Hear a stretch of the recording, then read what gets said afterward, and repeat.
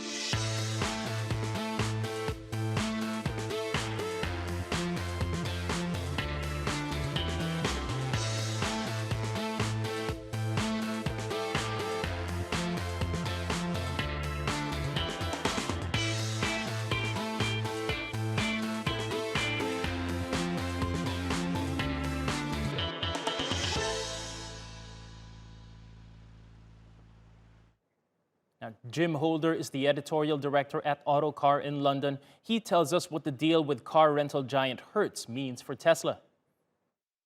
Yeah, I think it's hugely significant. Obviously, Hertz had its own troubles just over a year ago, stared into the face of bankruptcy. So I think there is definitely a very significant moment when it shifts around 1/5 of its entire rental fleet into EVs. I think it's very significant that it's chosen to take Teslas as a result of this. It could have chosen from many different manufacturers, but I think that tie-up between Tesla and Hertz suits both companies very well and is reflected in this share price change. Now, let's look at the other manufacturers. As you say, General Motors and Ford still produce far more cars than Tesla, and they sell more every year too. So how do investors justify this valuation? Why is this such an attractive investment?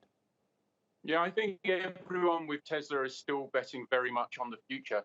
If you look at the number of cars Tesla sold last year, just under 500,000, this valuation puts around a $2 million valuation against each car that it's sold. Obviously, the investors are looking to the future, and I think some of them are looking at Tesla as a software company and the sort of self-driving technology that it's developing perhaps being used more widely. And some of them are looking at it as a car company, but car companies traditionally are not valued in this way. They don't play in these upper leagues. So I think people are betting on Tesla having more impact than as just a car company. Now, Tesla, notorious for delivery delays. What's changed for the company in the last decade or so that it's able to land a deal this big? Yeah, I think even 3 to 5 years ago, nobody could really have betted on Tesla getting this big, certainly in the car industry. I think what they've done is really scale quite effectively. They did have a lot of trouble, both with quality and delivery timings, but they seem to have really knuckled down. They've now got a truly global production footprint. They seem to be getting the cars out on time. They seem to be getting the cars to the quality that's required. So as they scale up again, and that's what they need to do, they do seem to have fundamentals in place now to do a much better job than they had been. Now to other top stories from around the world. South Korea's economy grew at a slower than expected pace in the third quarter as weak domestic demand offset robust exports. GDP grew a seasonally adjusted 0.3% in the 3 months to September, the slowest pace in 5 quarters. Private consumption, which accounts for around half of domestic output, contracted 0.3%. Chinese property developer Modern Land has become the latest company to miss a dollar bond payment as turmoil in the sector widens. The Beijing-based firm missed a $250 million payment due to liquidity issues arising from the real estate environment and the COVID-19 pandemic. It comes as authorities crack down on funding avenues for developers. And shares in Facebook rose after the social media giant beat third-quarter earnings expectations.